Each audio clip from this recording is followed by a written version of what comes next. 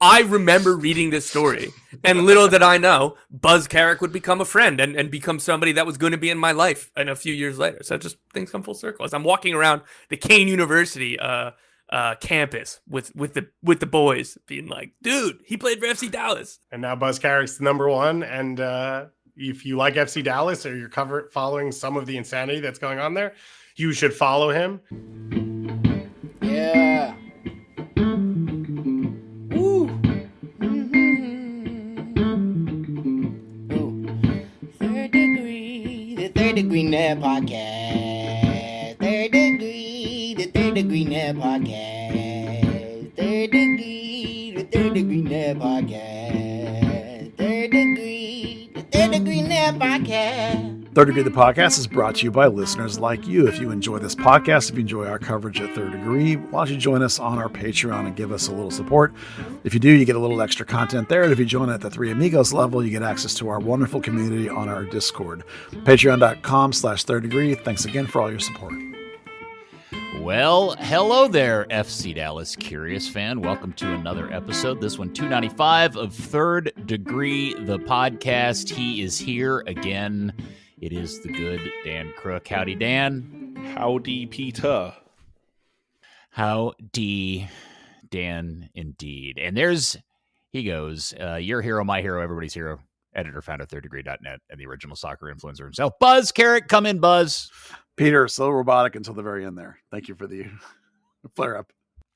Well, we got too much. I don't, just doing the repetitive opener thing.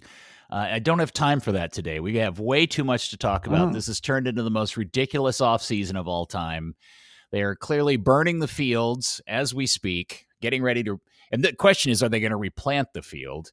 I'm assuming that is. I've come to this conclusion, Buzz. You can be a fan who is extremely positive that they've got a new technical director and a new scout, and there's new voices in the room with lots of pedigree and resumes, and they're going to refill these positions and really reload this team even better than before and make a real run at MLS Cup. You could just be a worried fan, like you just don't know what's going to happen. Or C, you could be, like many people, very jaded and suspicious and doubtful that they are capable of replacing all of these people.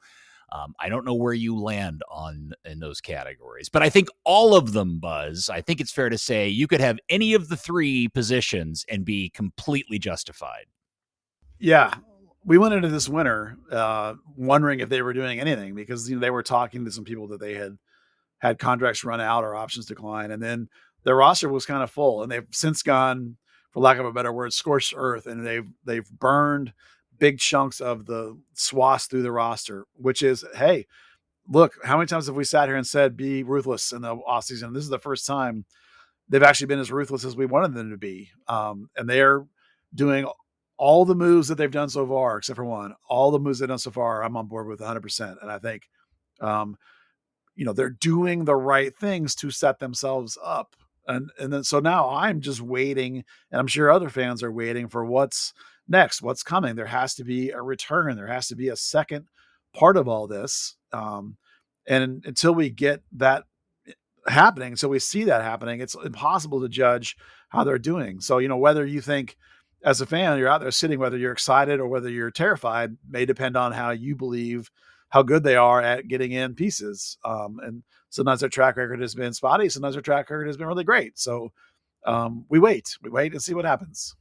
I'm probably doing this backwards because there was some significant movement in said roster we'll get to in a second. But Dan, we haven't heard from you yet. Where are you on the I'm taking your temperature, sir. Bend over. Oh. Can you at least lube it first? I mean, it's fun. It's exciting. It can be a flaming dumpster fire, but at least it's better than, well, nothing happened. It's a boring off season. Yeah, that's true. I mean, I was thinking, when did they announce the Musa signing? How far close to the season did we find out about Musa? They were in Portugal at the time.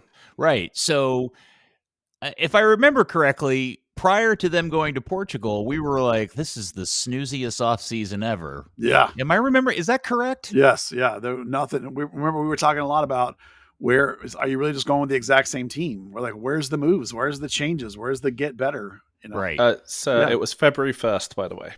Ah, okay. Yeah. And then the Musa thing happened and we went, wow, that is really unexpected. How are you going to support this dude? We saw how that played out. Yeah, to be fair, that's February 1st is after that window opens this year, January 31st. So it's very likely, very possible, very plausible that come February 1st, here's going to be a signing or two or whatever it's going to be. You know, that's the thing is they don't like to go early, FC Dallas. They don't want to make waves. They don't want to risk anything. So they don't say squat until the window actually opens. Yeah, it does feel, though, the league has progressed in terms of, the Tom Bogerts of the world and all the other outlets of the world, that we eventually hear about things well in advance of them actually happening. And we haven't heard anything yet. And so let's just get around to it. So since we last spoke on this particular podcast, the Alan Velasco sale did go official today, Thursday, the 23rd. We all knew it was going to happen. He is gone. There's training videos of him. He looks like the happiest little Argentinian boy in all of the land. I've never seen that kid look so happy in his entire life. So good for him. The question I had about that, Buzz, and reflecting on the Velasco thing is, man, Dallas and Dan Hunt got so fartin' lucky that Boca, I don't know what Boca knows about this that made them justify internally to spend $10, $12 million on him. But if Boca hadn't showed up, the 35,000 view of their purchase of Velasco was very, very much up in the air as to whether that was going to end up being a good deal or not. Dallas's purchase, you mean? Yes, because they spent a lot of money on him. He showed up, he did a messy thing on day one, and then after that, it was a whole lot of not what everybody else expected.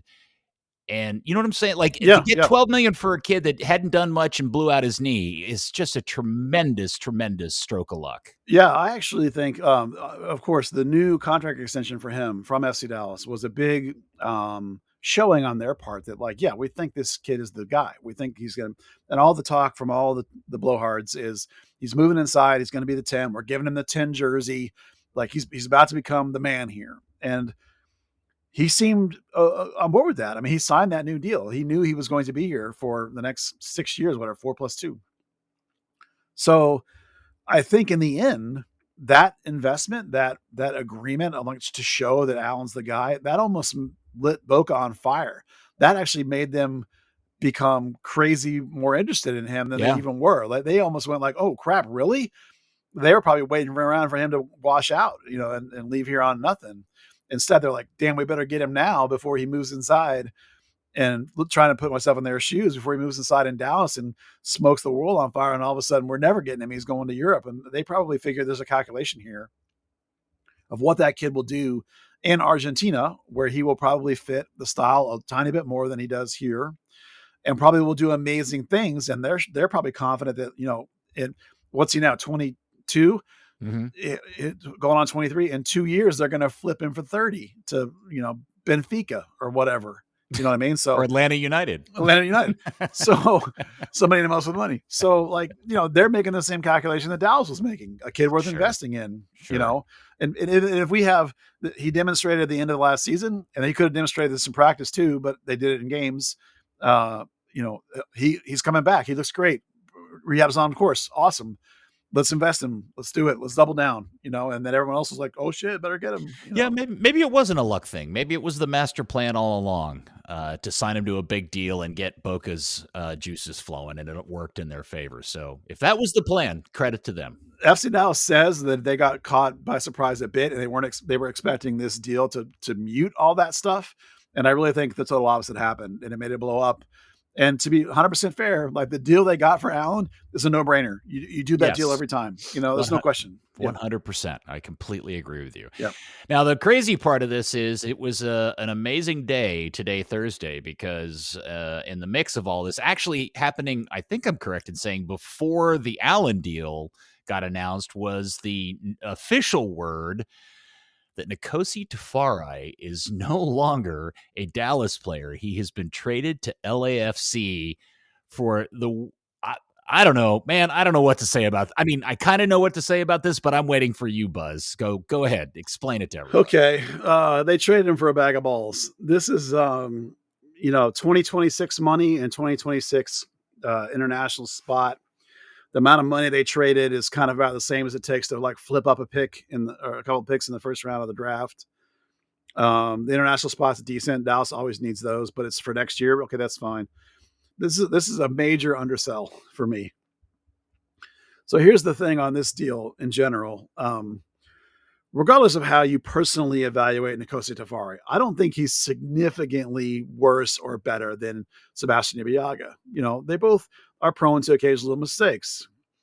This is a league where people make mistakes. This is not a flawless league. And these guys, one of them are flawless center backs, but one of them is 26 and entering the prime of his career. One of them is 33 and exiting way past the exit of the prime of his career, right? One of them is a much better passer going forward than the other. And one of them has recovery, pace, and athleticism, and the other does not.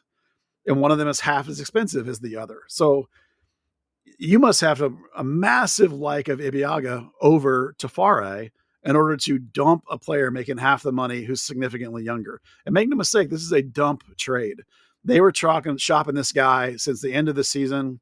There's been discussion that we've heard behind the scenes that he wasn't super happy with the money he was making and probably would not have re-upped here, but they had him through 2026. So this is not an Edwin Cerrillo contract running out, get what you can move. This is you got 2 years left and we're dumping you move. So what's the difference between these two players? And the answer is, from my perspective, because I don't think you can evaluate them that too differently, is one of them makes waves and the other one does not. One of them is young, brash, has a culture you're not used to dealing with, has off-field things, has protests, occasionally will shout back at a manager, will get upset and demonstrative and stand up for himself. And the other one is a quiet, leads by example kind of guy.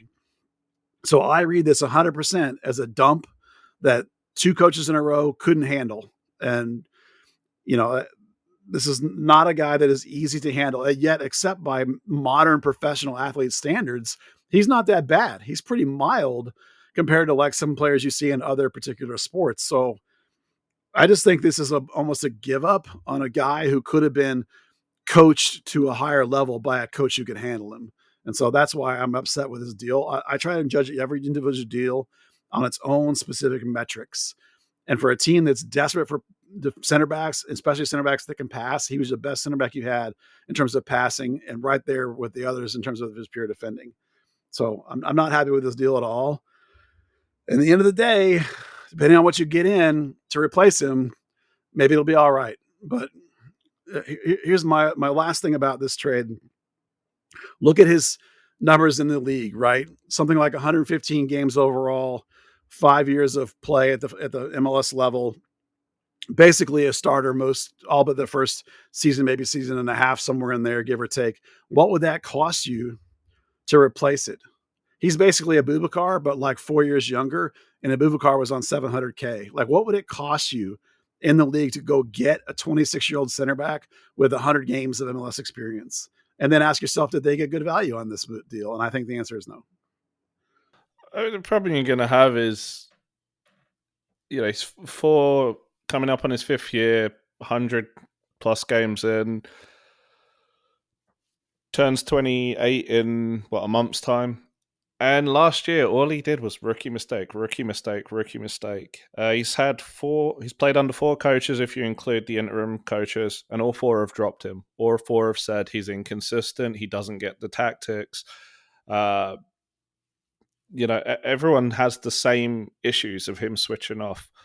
And I think a big thing is he does need the right coach. He does need the right environment.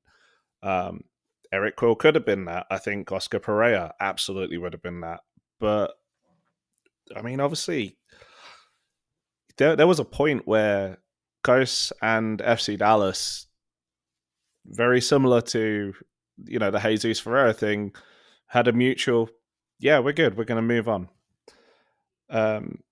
They absolutely got underpaid. I find it really weird, the whole there is no return this year, it's all next year. Like you say, that is 100% a dump, because they are now even worse in a position that they were light in anyway. Even if they don't see Tafari as a CB1, they might see him as a 3. But yeah, there's something that kind of has to give there, because they found that they couldn't rely on him.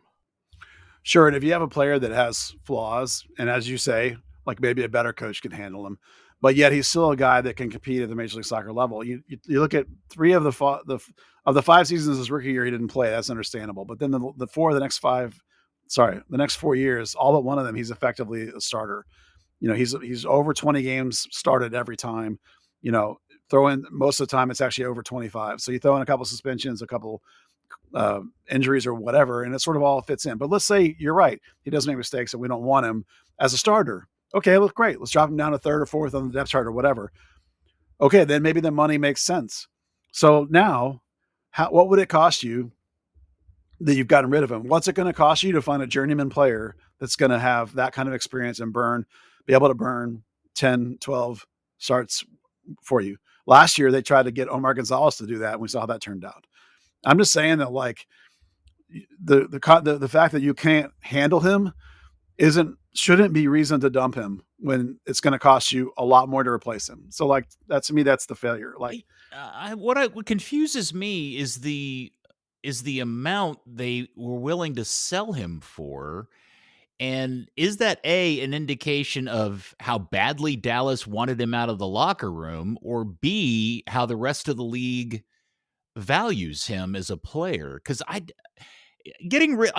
I get it. I mean, he's had his issues here in Dallas. He's been, the fact that during, to Dan's point, at least 2 or 3 of the managers doing really critical points of the season, he just sat on the bench because the coach didn't trust him. So something's going on there. So getting rid of him is well.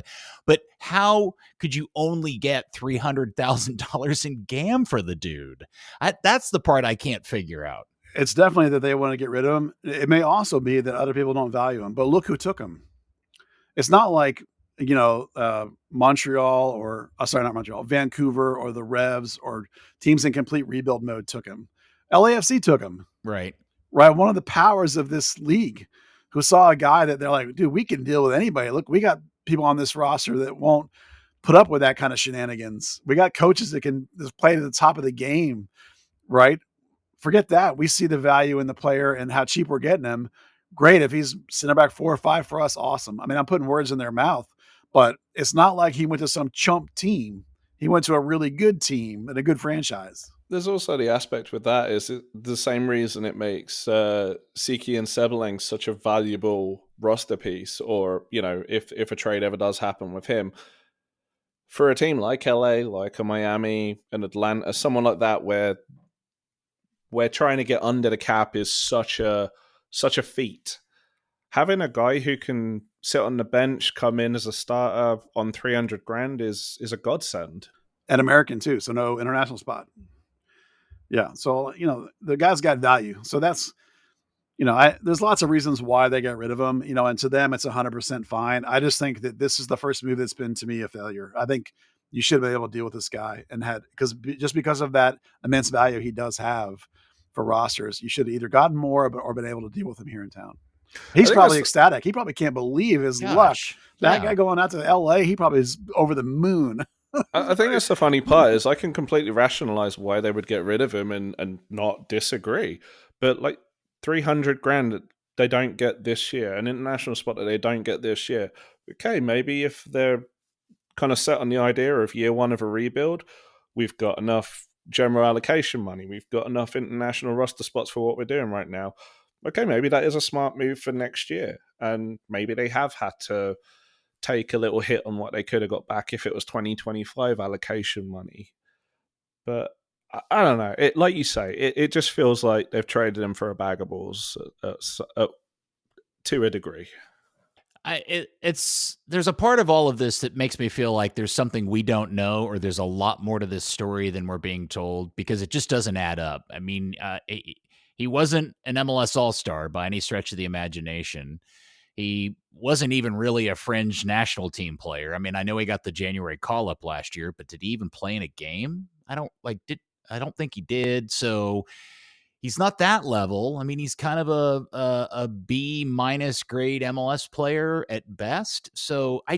But even then, to Buzz's point, with his age and everything else, it just seems like not enough. And of course, it's like one of those other things. We're just worried he's going to end up going to a better team and suddenly start, looking great. So yeah. Although I keep saying that, and then I go back and think about it. How many times has another player left this club and gone to another MLS club and turned out to be an absolute all-star? I don't think that's happened yet. Well, Edwin just lifted MLS Cup, but that's a better team. That he didn't become. I don't think Edwin is quantifiably a world's better player in LA than he was in Dallas. He's just on a vastly better team. No, none of these people have gone to other teams and been world beaters. I mean, Kellen went to Colorado and he's been fine, but his best days were in Dallas. Giant Nelson's been good for LAFC. Walker Zimmerman, but that was always going to happen. That was just him and Pereira fell out. Yeah, Walker may be the only one that really blossomed. But Walker was so young when he left too. So I don't know. He was always on that trajectory. Yeah. So that's the big stunner, I guess, because I don't think any of us thought that was actually going to actually take place, because that now means, Buzz, a club that has been struggling to sign center backs, and we're all sitting here assuming that they're going to sign. Here's the thing. 2 weeks from now, within the next 2 weeks, they could announce some sort of really impressive, highly pedigreed, in his prime age, DP level center back, and we'll forget about Nkosi Tafari in about 2 minutes flat. Yeah. I mean, if you sign the right player, that's what I said. Like, if you get the right guys, a month from now, we'd be like, okay, never mind. Well, I just traded Nkosi. This all makes sense. But you can only judge these things in the moment for their individual value, and this undervalued. Again, it's like everything else this winter, right? What's the payoff? What's the delivery? And that's what matters. Yeah, and I think that's what's got everybody on pins and needles is now they're down to one DP. They've got to replace Allen. How are they going to do that? Now, so they've the list of things they needed to do is just getting exponentially larger, and we're getting closer and closer to the start of the season. But the question I wanted both of you guys to think about and answer is, what is the demarcation line for the pedigree or kind of player or center back Dallas could announce that is going to make people forget about Nkosi Tafari leaving? Well, unfortunately, they need 3 center backs. So one of them But they're not going to sign 3 CB1s. No. The CB1, right? I'm working my way towards that. The CB1 needs to be a player that has played at a pretty significant level. This is not a spot that needs a U22 initiative player in it. That could be the other third center back or whatever. This is a player that needs to be commanding and needs to make us forget about all these other center backs that these journeymen veteran center backs that they've kicked around here. It has to be at least like a Reto Ziegler level of play. He can be a little bit older. That's okay. Maybe a guy that has formerly played in a World Cup. This can't be a second division guy from some scrub team in South America. This can't be like some dude that's a reserve for a second tier team in Portugal or even second team in Benfica. It can be a non-starter for the first team like Peter Musa from a club like Benfica or from a club from one of the top 5 leagues in the world. That's the kind of player he needs to be. It doesn't have to be a DP, but it needs to be a player that would be a DP in certain circumstances. These high-value TAM players, like the end of Reto Ziegler's run, he was approaching $1 million a season. That kind of veteran leader, that kind of experience, that kind of quality. Now, can MLS afford a guy that's like prime of career like that, 27, 28? Probably not. So he's probably going to have to be more like 30, or maybe he's going to have to be really young, but really young can be the other guy. They need a leader who can step in there and people will immediately respect. They need an Asier Illarramendi of center backs where everyone's going to take notice, and they got to quiet the fan base down a little bit too. I mean, I hate the idea that like you would buy a guy just because you think the fan base is going to need something. But honestly, people are now like what is going on level of like mood out there. You don't really think they care about that though, do you? Man, I think they do. Really? I think they do care about that a little bit, because at the end of the day, you have to sell tickets. They've done all this amazing work since the pandemic with Jerome in the marketing department, who has now left.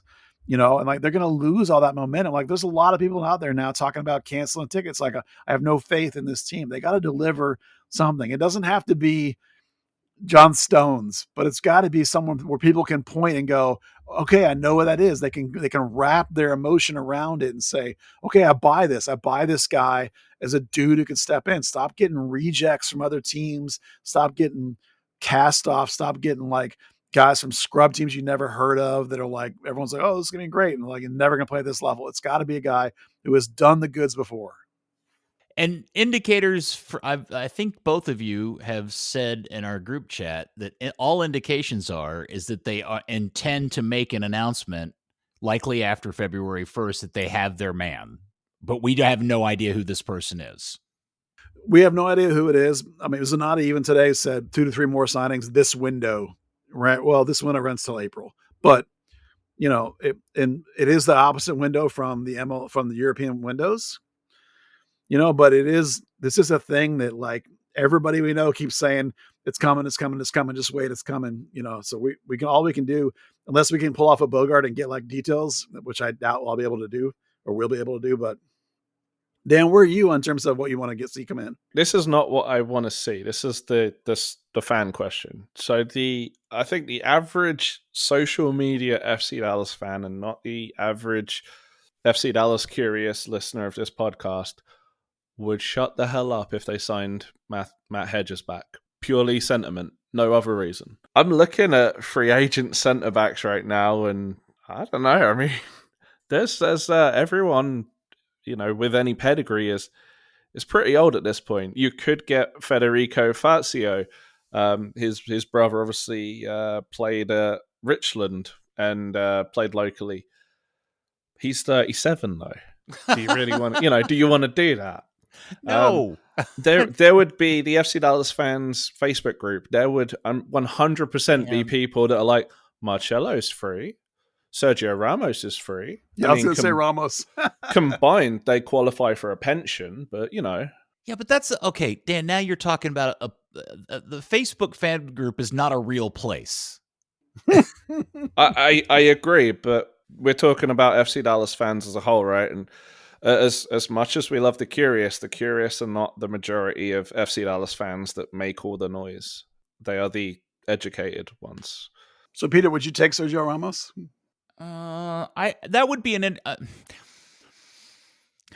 I haven't kept up with Sergio in his health situation after PSG because he was so injured there. I'm assuming he's done for, but that would be a really cool name to have and would grab a lot of attention. But he played 28 games for Sevilla last year. Oh, did he? Yep. Okay. That's not who I mean, if that's who it ends up being, not that it's going to be. I don't want anybody coming away from this episode going, oh my God, they may actually sign Sergio Ramos. Oh, yeah. That's just pure whatever. No. My answer now is no. I'm done with the over the hill. I'm headed into retirement guy, no matter who it is. I don't know.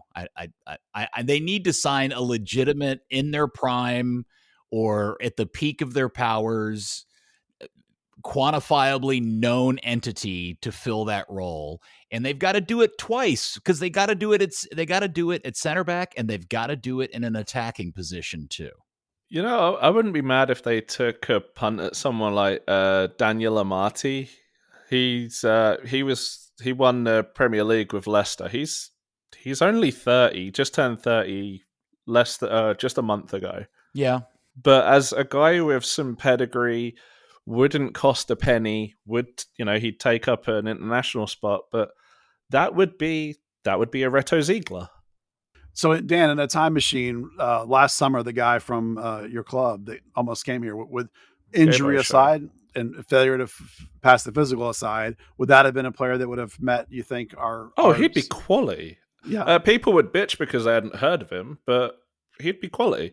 He's gone to Auxerre and stayed mostly healthy. His knee did play up a little bit, and I think he just got sent off last week. But yeah, I mean, he MLS, the pace of play, I think he'd be absolutely screwed. Yeah, I think anybody in and around the top 5 leagues in the world. I'm not saying guys that have been, habitual starters in that level, but guys that have been, a second choice at that level, or that's still good enough for this league. MLS is not that level yet. I mean, MLS is better than almost every other league in the world. It's somewhere right around maybe the bottom of the top 10 or slightly outside of that, depending on your mileage. But like getting a player that played in USL here or in Venezuela or Hell, South Africa. Go get me one of the better center backs out of Liga MX. Yeah. There are teams that are at the bottom of those leagues or guys that are like floating around those leagues or maybe at the top of the championship that are going to be plenty good enough to come into MLS and be a stand-up guy. And that's the caliber player it needs to be. If, in fact, you're going to make this team better. If you're not going to make this team better, just go get another Jose Antonio Martinez and who cares? Go get Bresson again and who cares? But if you're actually trying to be better, you got to deliver more than that. You got to give us at least a Reto Ziegler, at least. But aren't we all under the impression that the whole point to having an Andre Zanotta and his buddy that's now the technical director and that guy's buddy that's now the head of scouting and that friend base of people that are now doing this, aren't they the ones that are supposed to have all these connections to South America? I mean, to me, and again, this is how I infer the situation, so it could be completely wrong. It has always felt like to me that we were being told that these guys have like a Rolodex of available players to call up from at their disposal when they need to fill a spot in Dallas. And it just hasn't felt like that's ever turned out to be true. Or maybe that was just something I made up and that's never been the case. Well, I would say that the guys they've gotten from South America that have been the younger ones, there's been a couple of those that have been okay. Giovanni Jesus has looked all right. Certainly Alan Velasco is pretty good. But the ones that have been the older, more veteran guys haven't really panned out. Like, your Bressons, for example, or your Facundo Quinones, right? Mm-hmm. Thiago Santos looked pretty good, but then they whipped around and sold him again really quick. So it's like, if you can deliver a guy from one of those leagues down there that you can show us, this is a big time guy. He's played in a bunch of Libertadores games. He's lifted a trophy, maybe, show us and the fan base some sort of quality reason to think that this guy's a big time center back, then we'll believe you. And don't give us this guy who was third choice at some team you've never heard of. Right. So that's the balance. You just described Bresson. I know I did. It's kind of what I was shooting for. And his announcement went down like a fart in an elevator. Yeah. It did. And that's the thing though. It's like, the problem is that many of the South American leagues now are worse than MLS, right? We look at the guys that have left here. Franco Jara led the Argentine league in scoring. I'm not saying Boca Juniors is not a humongous thing. That's what I'm talking about. There are guys and there are clubs down there that are so worth buying. People buy guys down there from immense amounts of money that Dallas can't afford. So like getting a guy on the way up, Dallas can only afford the U22 guys or maybe a rare Alan Velasco, which we already talked about. His team was desperate for money. Well, right. I think South America is at this point compared to MLS is very much like a lot of the lower tier 2 European leagues. Like, people will rave about Eredivisie for Ajax and PSV. Are you telling me that Almere or Groningen would be a leading MLS club? Well, I was watching the Manchester United Rangers game today, and they were talking about the disparity in the wage bill between the two clubs. And, they were talking about how much money United had spent. And then they mentioned the amount that Rangers spent. And I thought, holy crap, I think FC Dallas spent more than that on their roster last year. It was $15 million. So Dallas was at 12. I mean, so they're literally $3 million less than Rangers, which is, a pretty significant club over in Europe. So it's not like they're that far apart. I think you're overestimating the Scottish League. No, I'm not. I'm just saying not the Scottish League, but Rangers in particular. Obviously, they've been through their troubles of late, Dan. It struck me as odd to hear the name Rangers and the same pay grade as FC Dallas. I wasn't ready for that. That's a perfect example of a team that where if you could get a guy from Rangers, I would be ecstatic. If you can get Cameron Carter-Vickers, I'm in. That's fantastic. He's a Celtic. That. Well, it's the same thing. Celtic Rangers analogy, same pool. You're going to get a car bomb now, Buzz.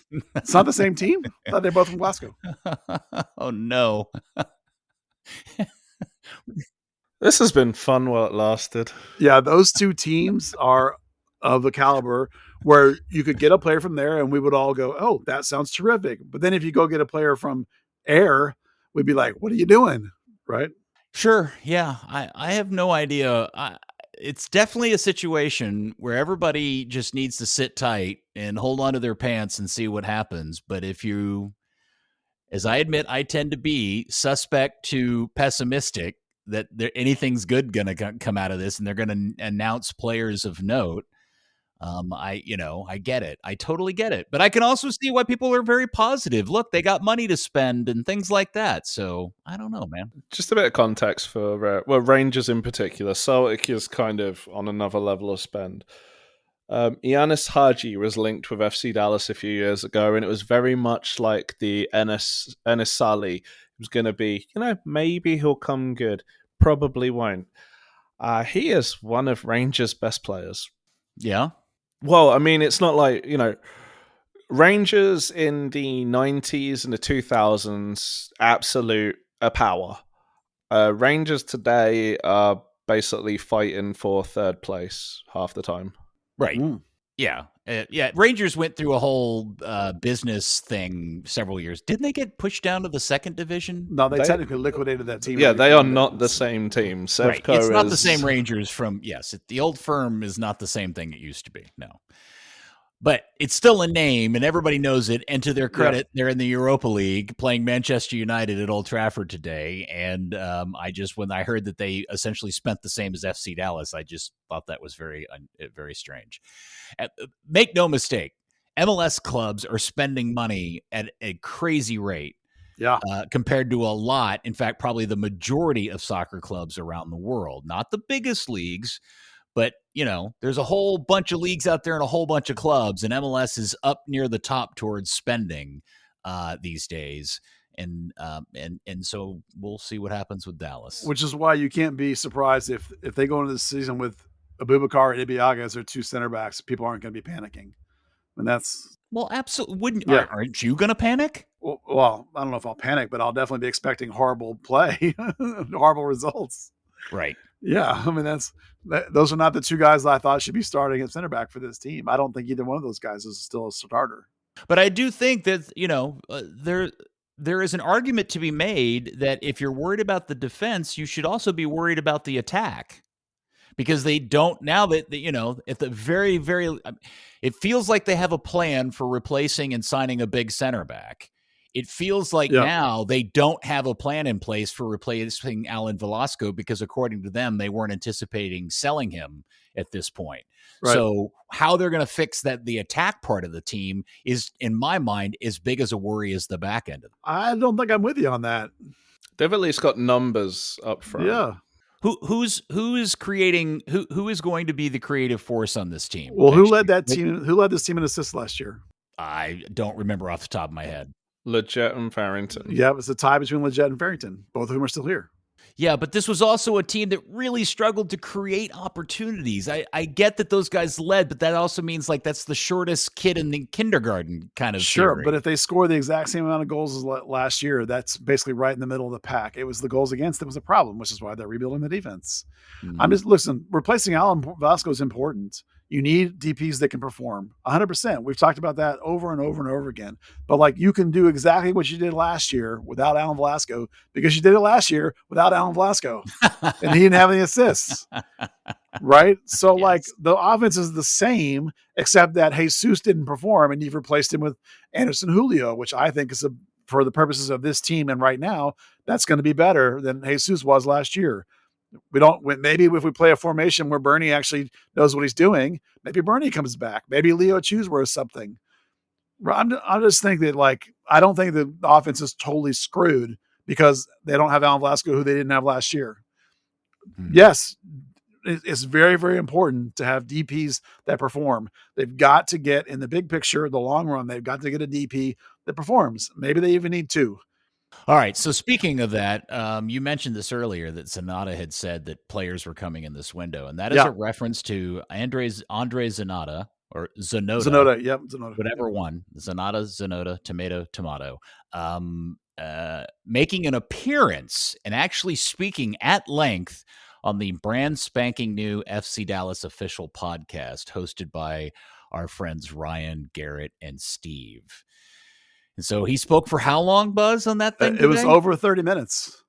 Yeah. And it was the most sort of off the cuff and casual conversations I've ever heard him comment on. And Steve Davis said the same thing after the interview. He's like, that's the most I've ever heard the guy talk in my life. And the thing is the club played I thought this was a bit confusing because the club put a clip out on social media, and it was Zanotta, whatever, saying things like, we only want to sign guys with winning mentality. Now we want to sign guys with winning mentalities and that want to win championships. And it was weird because it made it sound like prior to this month, prior to that, they didn't worry about guys with winning mentalities or wanting to win championships. All those guys before then, yeah, we just signed them because we like their hair color or something. No, now we're signing guys with winning attitudes and grandeurs of winning championship. Yeah, I thought it was kind of humorous that he said that they actually ask players that they're looking at, like, have you won a championship or not? And it's, which made me laugh because you can just look it up.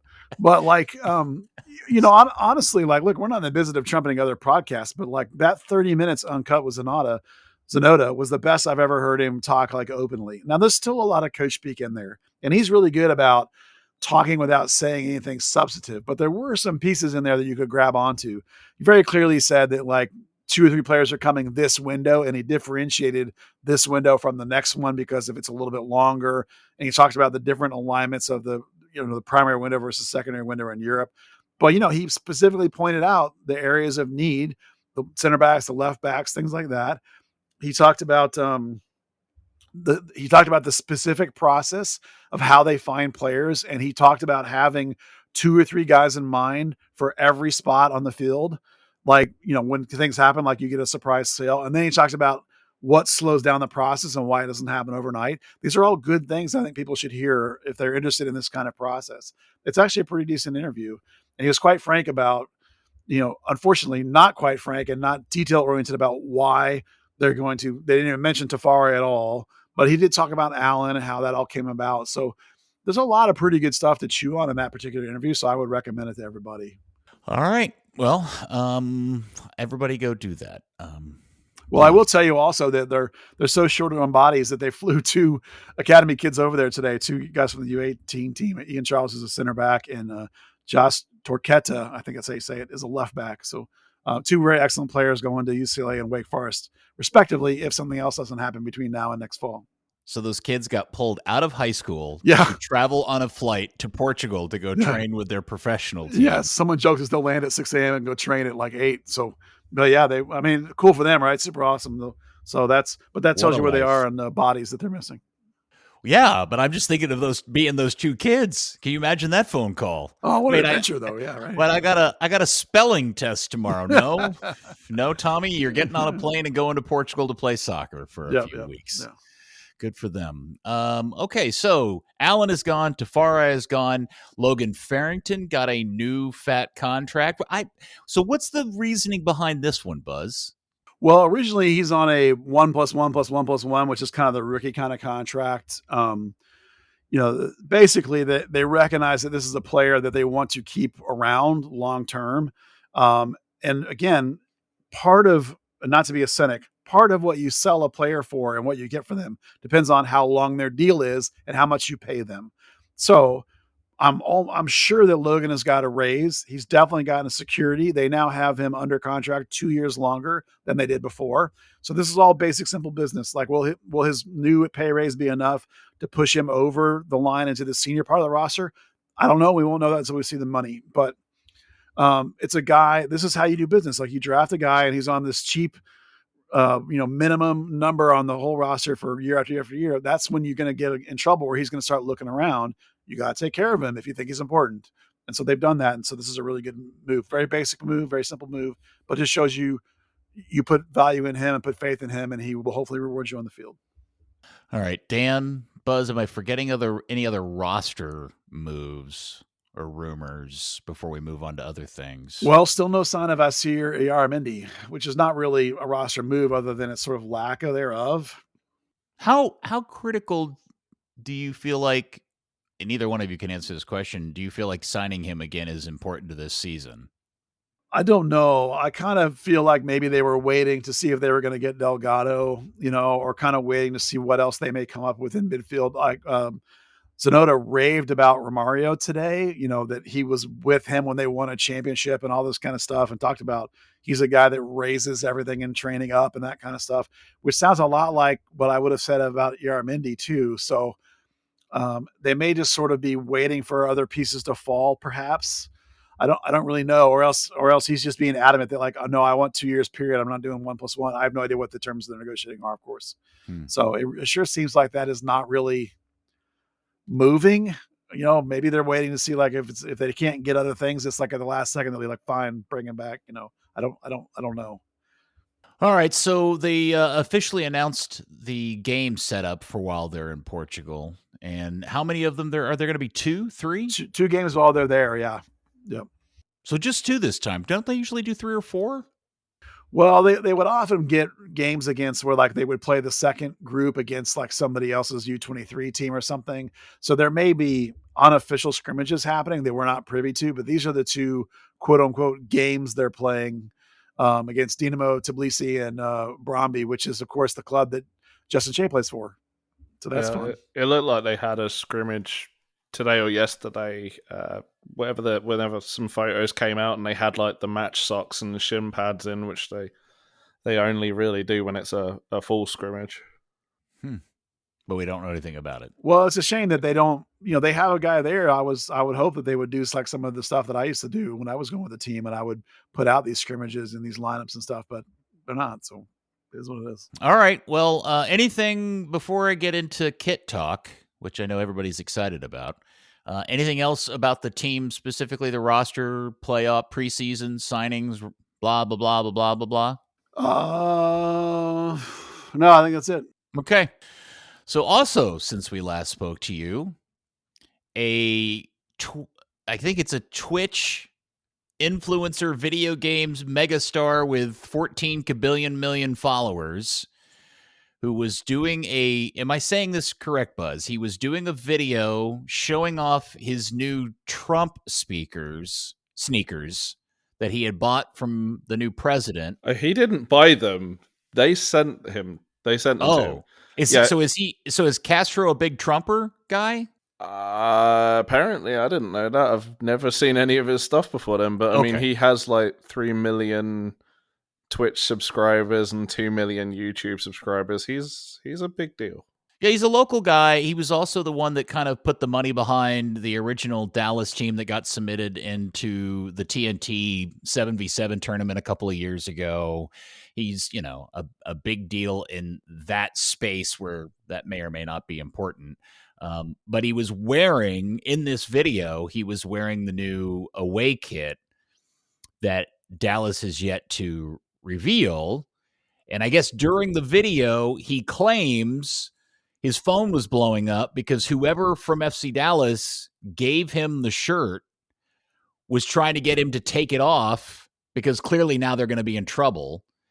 And I assume there's a legal reason why Dallas would want him not to show this anymore and to pull the video down. I don't know why you would. Just MLS. Huh? MLS wouldn't want him to show it off before the release. Yeah, but he's already done it. So why wouldn't you just, turn it into a win for you? I mean, it's not like you're known as being a club that sells a lot of merchandise. They probably internally consider it a win, but they still have to satisfy Adidas and MLS's wishes to not reveal it.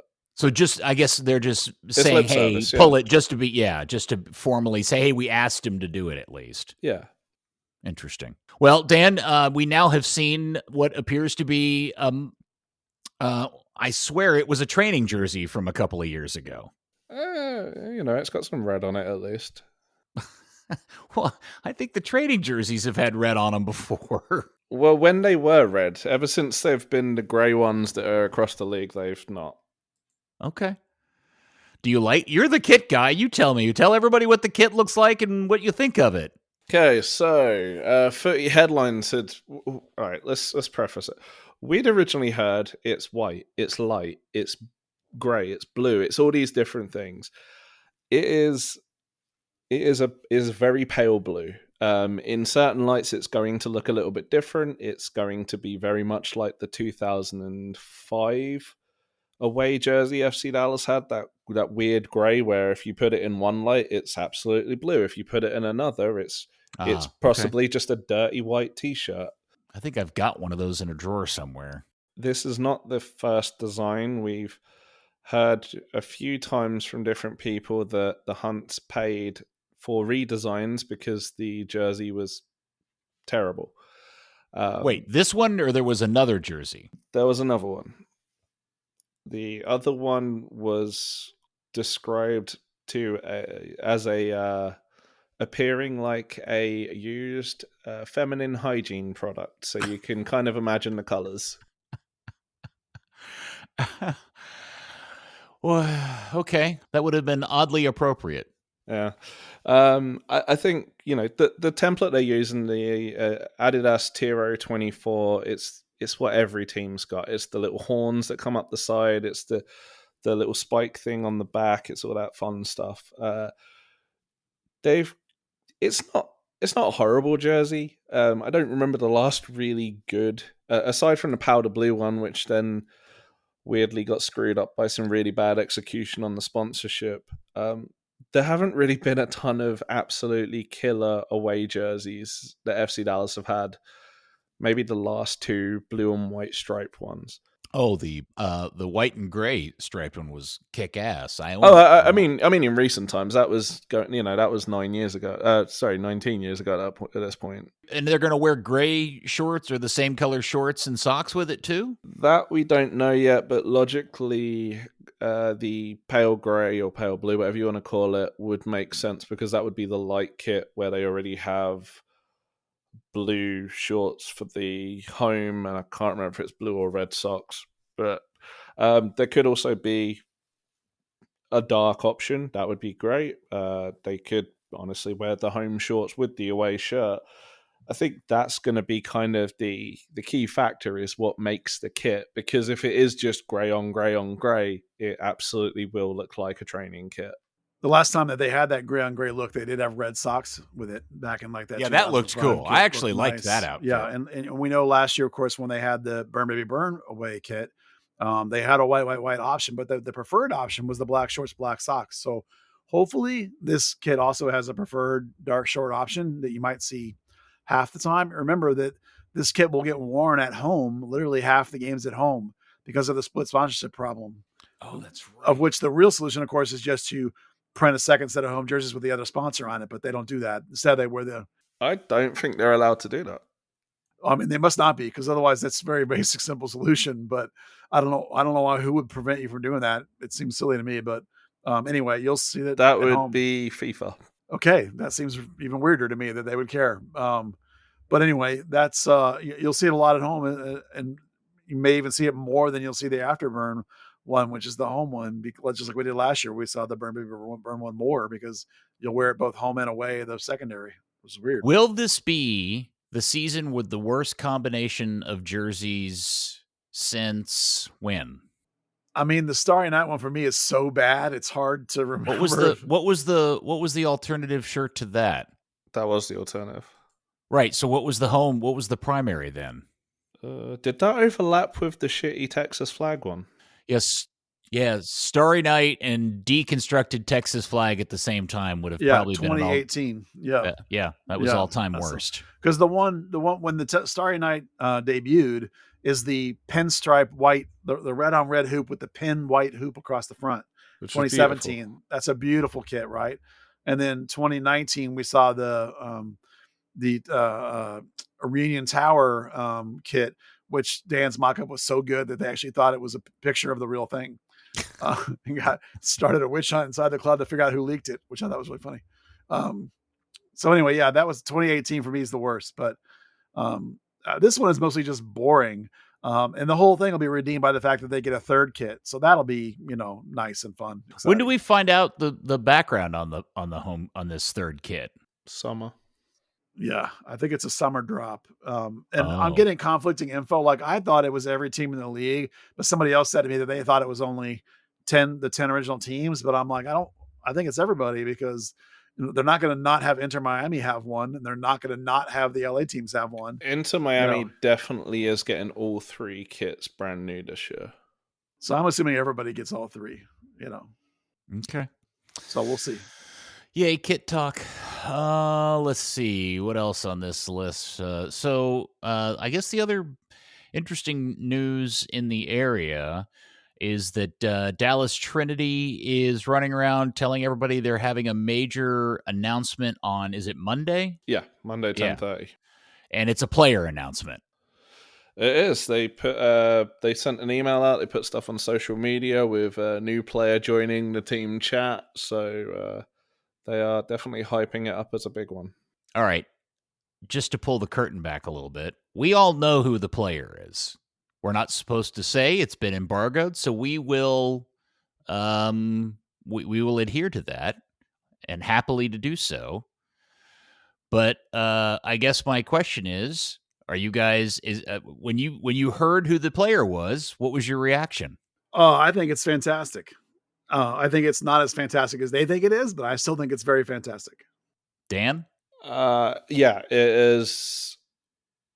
In terms of playing quality, it's a paradigm shifting signing. In terms of marketability, there are maybe 5 players on Earth that would be that, and it's not one of those. I agree with that. Yeah, interesting. Okay, yeah, I was kind of surprised because this player is signing directly to them. It's not like it's a player being loaned back from an NWSL team. So I think that's a big deal, and I'm fascinated to see what level of reaction they get out of it. That's what I want to know. Me too. It's a great get. It's just going to be not quite what they think, but yeah. Yeah. I think people who are already fans of the team and going to games will be very, very excited. I think if you are not a follower of the league or women's soccer in general, it probably will it will go over those people's heads. It's not going to move the general audience needle. That's kind of the hard part they're going to have. It's not Naomi Girma. Let me just put it that way. Well, that wouldn't, that wouldn't necessarily sell out the Cotton Bowl, right? Because you would have to be a women's soccer fan to know Naomi Girma. Therefore, you are probably already somewhat invested in Dallas Trinity. It's not the Cosmos signing Pele. Yeah. Very few things are. Or Messi going to Inter Miami. I mean, FC Dallas could sign one of the best US prospects in history, and they're still going to get the 11,000 they're going to get next year and only sell 4,000 jerseys and whatever else they do. I think it's a great signing for them. I'm excited. I'm excited for them and happy and all good things. So we'll talk more about it certainly on next week's episode. The other thing is that the growing list of options for people eager to spend their discretionary dollars on soccer tickets continues to grow. We know that Garland is getting a USL championship team, but now Denton Diablos has announced that they're moving to USL 2. And it's interesting that in the North Texas area, we pretty much have all of the top 4 tiers covered, and with quite an option to choose from. Pick whatever club you want to go support, and you've got an option available to you. Yeah, they're swapping from NPSL to USL 2. Vaqueros are staying in NPSL. The new McKinney team is going to USL 2. The USL 2 is Division 4 in the pyramid, or 5? 4. Anything past 3 is unofficial, but 4 is the same as USL 2, NPSL. Those summer league semi-pro-ish kind of things. For the Vaqueros, Denton Diablos, that same level. Okay. I would say it's the same level of play as the MISL, Major Indoor Soccer League, give or take. Some of those players cross over from time to time. It's that kind of level. All right, good for them. And then Tacoma announced their first player, and I have to admit I was a little surprised that. I hope it's not Tacoma. We don't cover them. Oh, Texoma. Sorry. What am I saying? Texoma. Did I say Tacoma? You know how many times I've typed Tacoma and have to go fix it? I know. Every time. Yeah. So Texoma SC in Sherman, Texas announced their first player signing, and it's a Scottish goalkeeper, Mason McCready. He's American. Oh, okay. Well, the announcement made it really highlighted the fact he was coming from Patrick Thistle, and he's played for Partick Thistle. He was part of their youth team. Was coming up through them. He was born in Pennsylvania. His dad played for the New England Patriots for a hot minute. Peter, today I learned that it's Partick. Yes, Thistle, I know. And not Patrick Thistle. I thought it's been Patrick Thistle for 1,000 years. No, I always got that confused because of the old Patrick shoes. Okay, so we're going to have a lesson. It's Worcestershire sauce.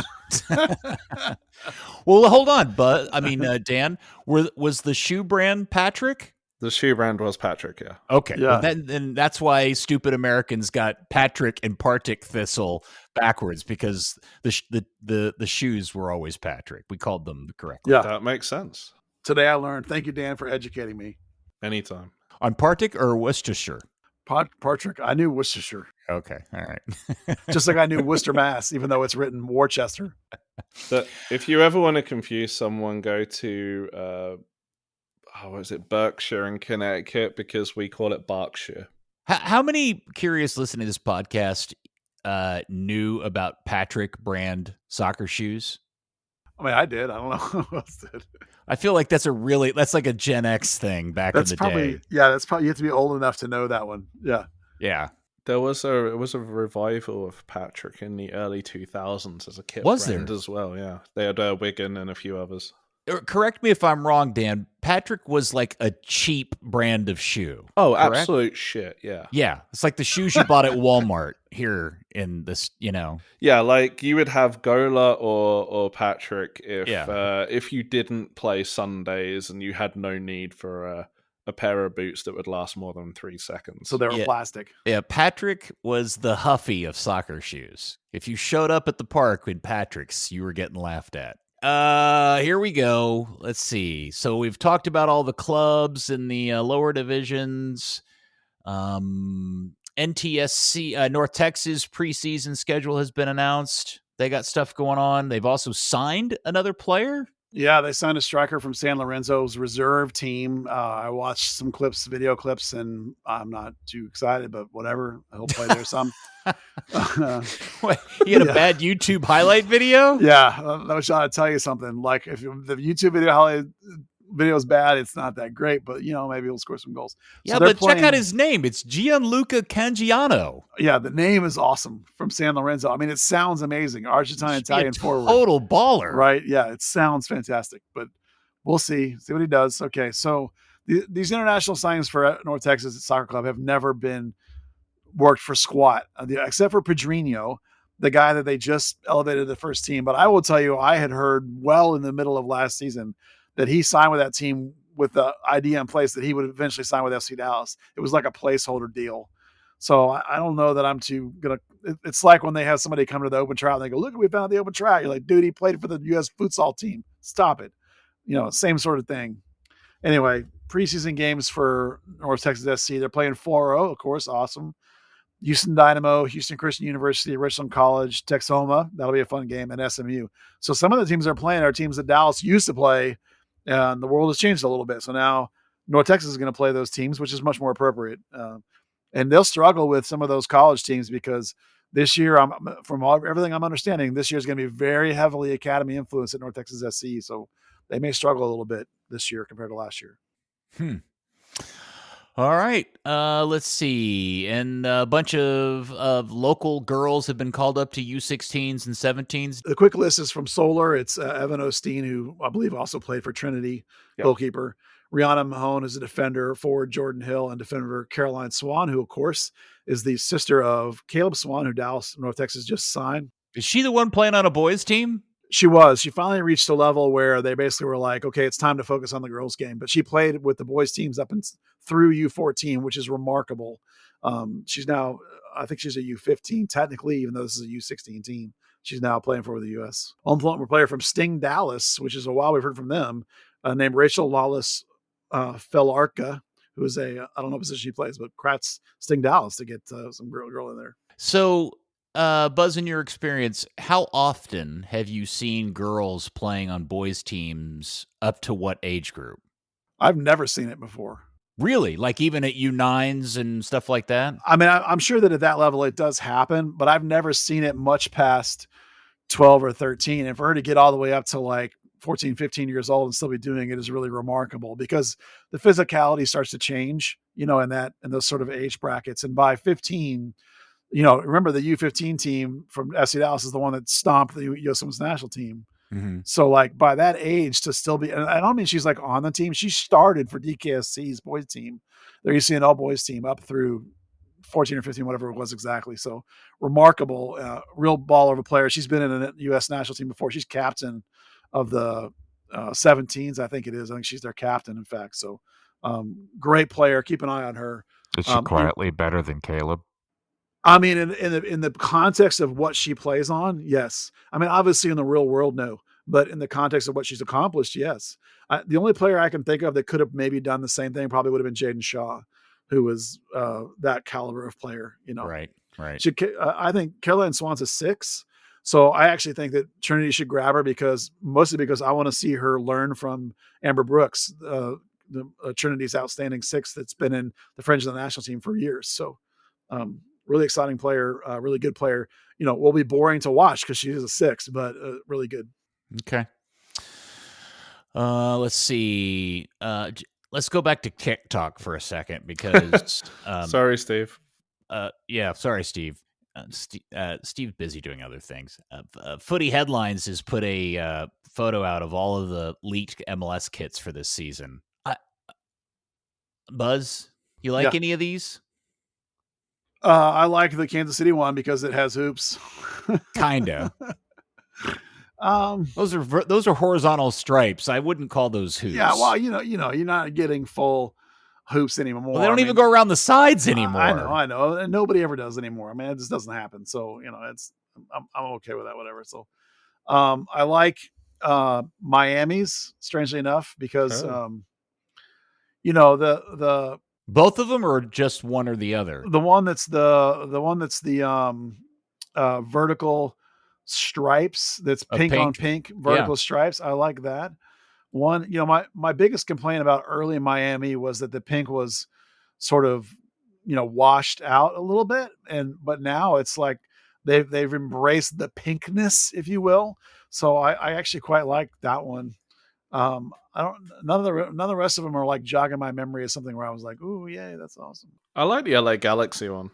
The picture, Buzz, I've put it up in the group chat so you can see it. Because my question is, if you like the Miami pink one, that means you like the Austin green one, because it's essentially the same kit, just in green versus pink. Because I got to tell you, and nobody's going to like this, I actually really like that shirt. Now, I will caveat that by saying I haven't seen the back of it, but from the front, I like the new Austin shirt. Yeah, and I think the Atlanta action going back to 5 stripes again rather than like 18 stripes, that's actually a pretty good move on their part. Most of the other ones are really, really boring. What in the hell happened to the Cincinnati kit? I don't know. Maybe they're trying to play off the slash in their logo. I'm actually, if you want to be Cincinnati and you want to have a brand identity, the slash is a good one from around the world of soccer. That looks like a fat tire run of orange. It's not even a slash. It's so wide. The execution is not great, but if you want to take that branding element from your logo and run with it, okay, then I'm on board with that idea. Nashville's boring. St. Louis is boring. I like Orlando. That one's nice. Yeah, that is nice.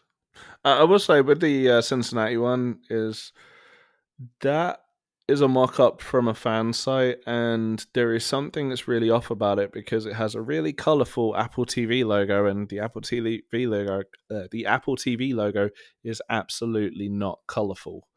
So are they taking liberties with anything else, or is that actually how it's going to look? Because that sash is at such a weird angle and such a weird thickness, such a weird height, actually, that That can't be right. Yeah, I mean, Adidas typically is gonna do really basic designs like the hidden stripes, or the rumored Minnesota one is going to be a pattern they already have on file. The Chicago one is a pattern they already have on file.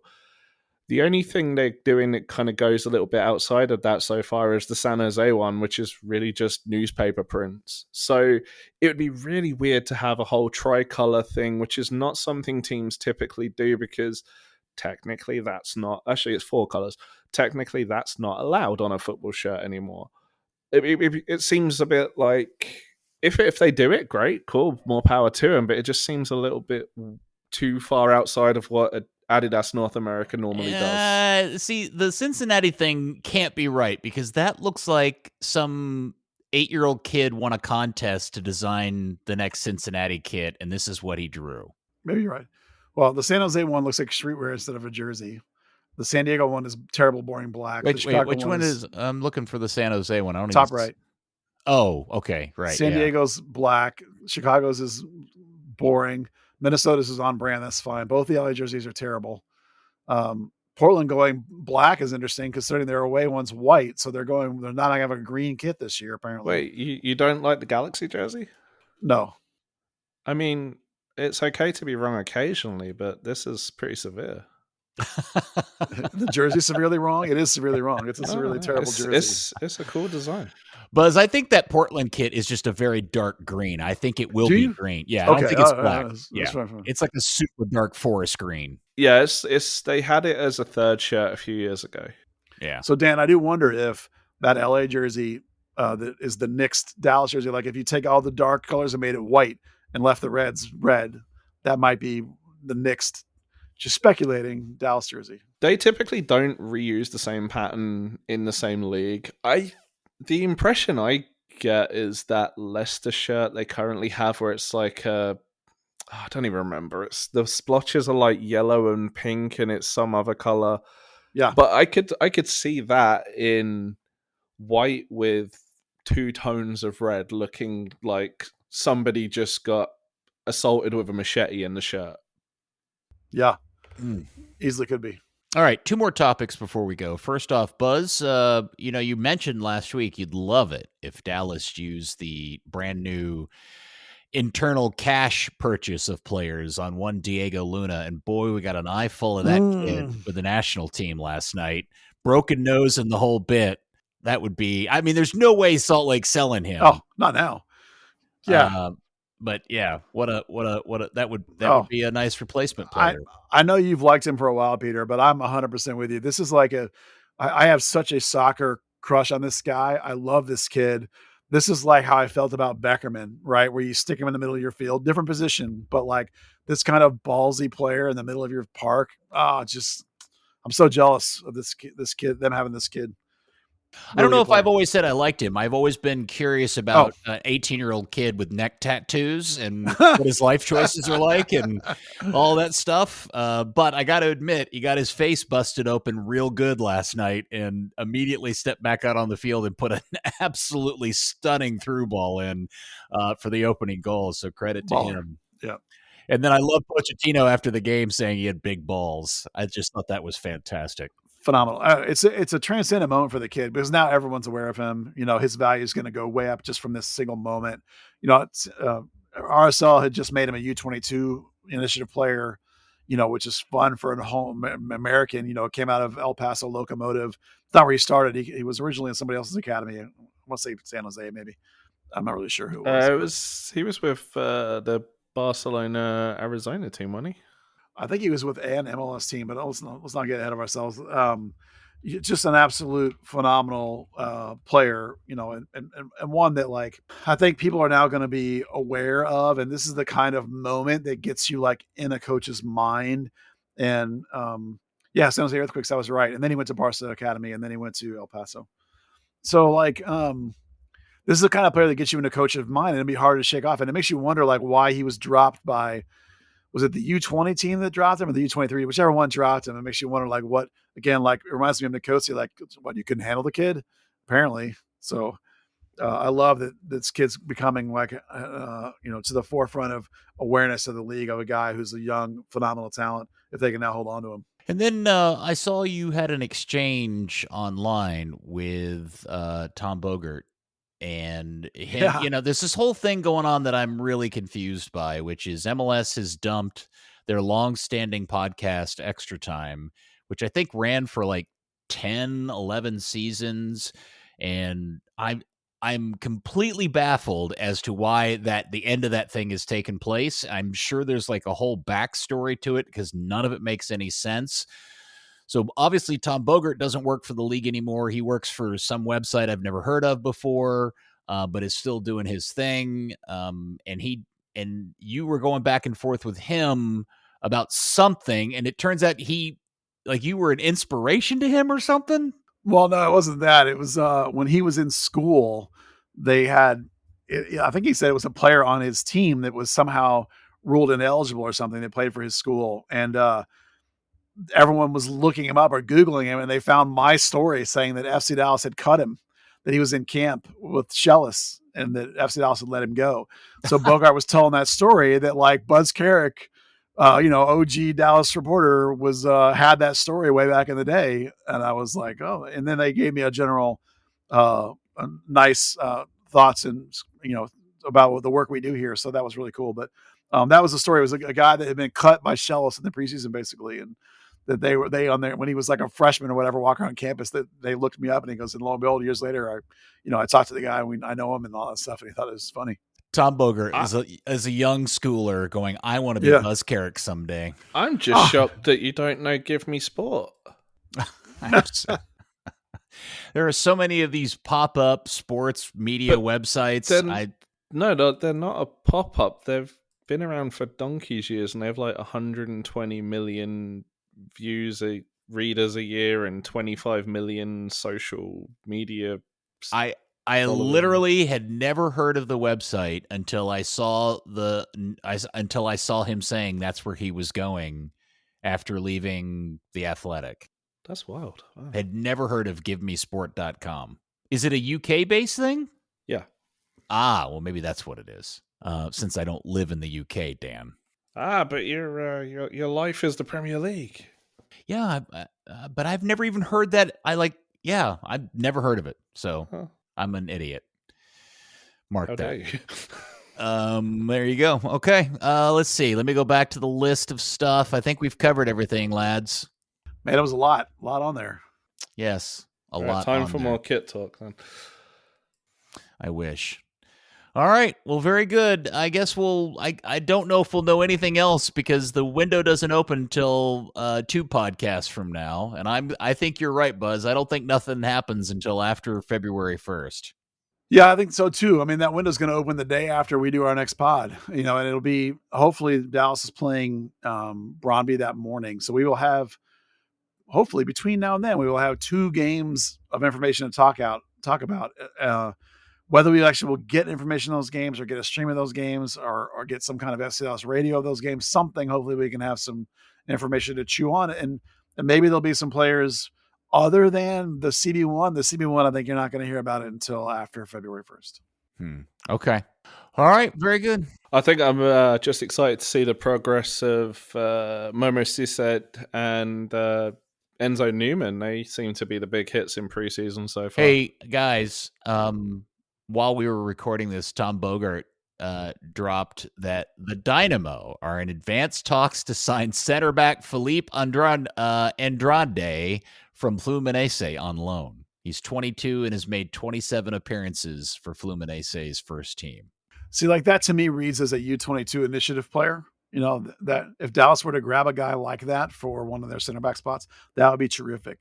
That's not the CB1. CB1 needs to be a player of more substantial resume than that. 27 appearances for Fluminense is not. Okay, that's what I wanted to know. I want to know where the demarcation line of what level, where we should get excited and forget about Tafari. Well, you can be excited about a player like this, but you don't. That's not going to be a player that's going to make you go, oh, forget Tafari, forget Abubakar. Put that guy in 100% of the time, right? I mean, that's like, this guy's more like Giovanni Jesus, which you might be excited about if you're a fan of a young, interesting player. This is not a guy that's going to make your fan base shut up and have everybody think you did the right moves. Yep. Very good. All right. Well, hey, look, we have been talking for 2 years about how wonky this roster is, and it needed a big overhaul. So we're getting the overhaul. So, again, as I said at the beginning, there's all different ways to feel about this at this point. But at the very least, just hold on tight. This season doesn't start for a month. A lot can still play out. So just sit tight. Right, Buzz? Yeah. This is the thing. Like, as I started the podcast with, every single move they've done up until this point, up until Tafari, I 100% believed needed to happen. And they think Tafari needed to happen. Okay, fair enough. Now do the other part. Deliver on what you have set up. They've set it up. Bring it home. And if they bring it home and it's all quality, then we'll be giving them all the credit in the world. If they fumble it and the other team picks it up and runs the other way, we'll say that too. Sounds like a good place to stop. Third Degree, the podcast, is brought to you by listeners like you. If you enjoy this podcast, if you enjoy our coverage at Third Degree, why don't you join us on our Patreon and give us a little support? If you do, you get a little extra content there. And if you join at the Three Amigos level, you get access to our wonderful community on our Discord. Patreon.com/Third Degree. Thanks again for all your support. Dan, thank you very much. Good talking to you, sir. Likewise. Fun kid talk tonight, huh? Hell yeah. Hell yeah. And you even got to say feminine hygiene product. And Worcestershire sauce. Okay, never mind. Thanks, bud. And then thank you, Buzz. It's great talking to you, dude. Yeah, y'all too. Can't wait for the rest of the kits. Yes, for sure. And thank you, really, seriously, the most to you, FC Dallas Curious fan. We will speak to you next week in the middle of this amazing offseason on the next episode of Third Degree, the podcast. Oh, yes, a shit show. Third Degree, the Third Degree Net Podcast. Third Degree, the Third Degree Net Podcast. Third Degree, the Third Degree Net Podcast. Third Degree, the Third Degree Net Podcast.